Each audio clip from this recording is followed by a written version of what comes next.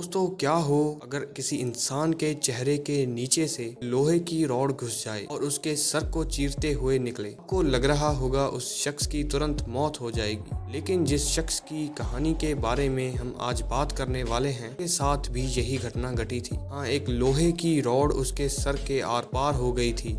लेकिन हैरानी वाली बात ये थी कि उस हादसे के बाद भी वो आदमी लगभग 12 साल तक जिंदा रहा। चलिए जानते हैं फिनियस गेज की कहानी। रहस्य टीवी की एक और वीडियो में आपका स्वागत है। ये बात है 13 सितंबर 1848 वर्मोंट शहर अमेरिका। इस शहर के अंदर एक रेलवे कंस्ट्रक्शन वर्कर रहता था जिसका नाम फिनियस गेज था। फिनियस गेज और उसकी टीम बहुत मेहनत से अपना काम करती थी और फिनियस गेज खुशी से अपनी फैमिली के साथ रह रहा था। फिनियस रॉक ब्लास्टिंग का काम करता था अपनी टीम के साथ। रॉक ब्लास्टिंग के अंदर वो और उसकी टीम बड़े बड़े पत्थरों और माउंटेन्स में गहरे गड्ढे करके उन गड्ढों के अंदर डायनामाइट लगा देते थे। बाद में उन गड्ढों को रेती से भर देते थे और फिर उस डायनामाइट को ब्लास्ट कर देते थे और वो बड़े बड़े चट्टाने पत्थर टूट जाते थे। लेकिन उस 13 सितंबर की शाम को जब फिनियस गेज ने एक गड्ढा किया और उसके अंदर बारूद भर दिया और जैसे ही वो रेती डालने लगा तभी उसके पास पड़ी एक लोहे की रॉड उस डायनामाइट से टकरा गई। जैसे ही वो लोहे की रॉड उस डायनामाइट से टकराई, एक चिंगारी पैदा हुई और एक बहुत बड़ा धमाका हुआ।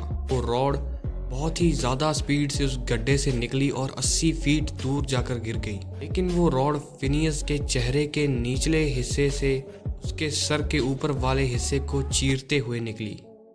3 मिनट बाद ही अचानक से वो उठ खड़ा हुआ और अपनी सवारी के पास गया और अपनी सवारी चालक को कहा कि वो उसे हॉस्पिटल ले जाए। सवारी चालक ने जब उसकी हालत देखी वो घबरा गया और जल्दी से उसे हॉस्पिटल में ले गया। डॉक्टर ने जब उसे देखा तो वो हैरान थे कि ये आदमी जिंदा कैसे है और फिनियस ने डॉक्टर को खुद बताया कि उसके साथ क्या क्या हुआ। डॉक्टर ने उसकी हालत देखकर जल्दी से उसे एडमिट कर लिया। कुछ ही समय के बाद फिनियस को खून की उल्टियाँ आई। ये सब देखकर डॉक्टर्स भी घबरा गए थे और उन्हें लग नहीं रहा था कि फिनियस ज़्यादा टाइम तक जिंदा रहेगा। और वैसा ही हुआ, फिनियस कोमा में चला गया। लेकिन कुछ हफ्तों के अंदर फिनियस कोमा से बाहर आ गया। डॉक्टर्स समझ नहीं पा रहे थे ये चल क्या रहा है। उसके कोमा से बाहर आने के इस प्रोसेस के अंदर उसको अपनी एक लेफ्ट आंख गंवानी पड़ी। फिनियस वापस से पहले जैसा हो गया था।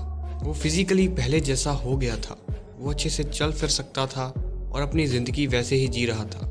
लेकिन उसके घर वालों और करीब रहने वालों ने एक चीज़ नोटिस की। उन्होंने देखा कि फिनियस बहुत ही ज़्यादा चिड़चिड़ा हो गया था। उन्होंने नोटिस किया कि उसके बिहेवियर में चेंज आ गया है। फिनियस छोटी छोटी बातों के ऊपर ही गुस्सा होने लग गया।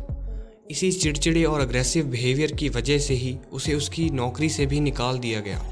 जब डॉक्टर्स ने इस बारे में ज़्यादा गौर से चेक किया तब उन्हें पता चला कि फिनियस की पर्सनैलिटी ऑल्टर हो गई थी। उस दिन उस रॉड ने फिनियस के दिमाग के प्रीफ्रंटल कॉर्टेक्स को चीर दिया था और इसीलिए उसके बर्ताव में चेंज आया।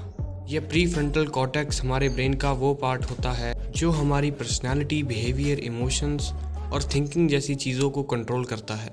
फिनियस का ये हिस्सा डैमेज होने की वजह से ही उसकी पर्सनैलिटी ऑल्टर हो गई थी।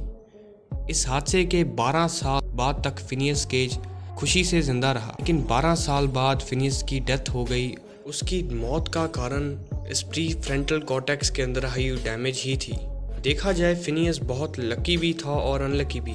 उसने खुशी से अपनी ज़िंदगी के 12 साल तो जी लिए, लेकिन बड़ी ही मुश्किल से। अगर आपको ये वीडियो पसंद आई हो तो प्लीज़ चैनल को सब्सक्राइब कर देना और इस वीडियो को शेयर कर देना। धन्यवाद।